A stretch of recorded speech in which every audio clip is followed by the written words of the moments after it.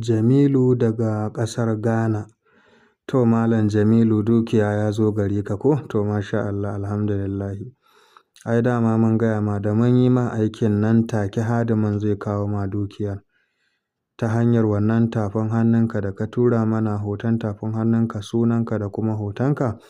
To haka alhamdulillahi, miliyoyin da muka yi da kai miliyoyi da muka yi magana da kai miliyan 8, to ka gan su nan alhamdulillahi. Kai ma Allah godiya, ka ci gaba da sangolloli.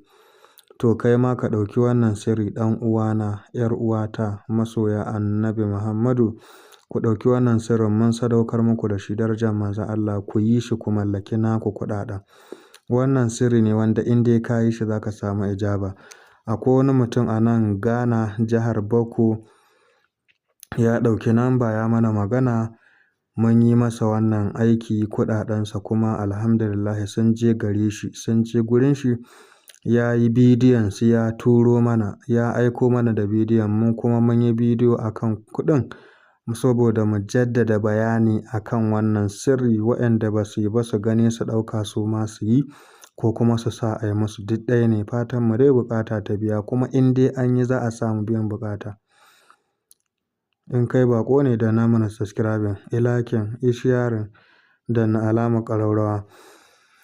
Assalamu alaikum wa rahmatullahi ta'ala barakatuhu. Al'ummar faɗin duniya, barkanmu da sake haɗuwa da ku a cikin wannan gida mai albarka na Kuɗin Jini TV. To muna godiya ga masoyanmu, jama'ar mu, al'ummar mu na faɗin duniya, musamman mutanen da suke kiran mu suna saka mu aikar mu, saka bincike da tambayoyi masu manufatan alkhairi, musamman mutanen ƙasar mu Najeriya, mutanen Nijar, Kamaru, Chadi, Ghana, Algeria, Libya, Mali, Gabon, Taiwan, Qatar, Benin, Togo, Kenya, Sudan, Saudi Arabia.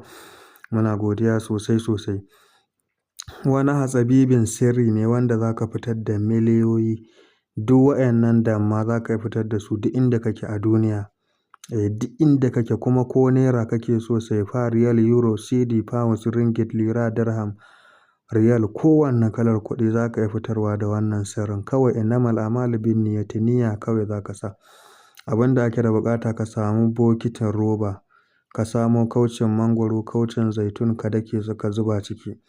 Ka zo da turarenka na Kanzul Mali da Kanzul Lahi, dukansu modern ɗin Saudiya, ka juye, ka rufe murfin, ka samu ɗaki, ka buɗe, ka shiga ɗakin, ka rufe wannan bokiti, ka aje shi a gabanka, ka rufe ɗakin.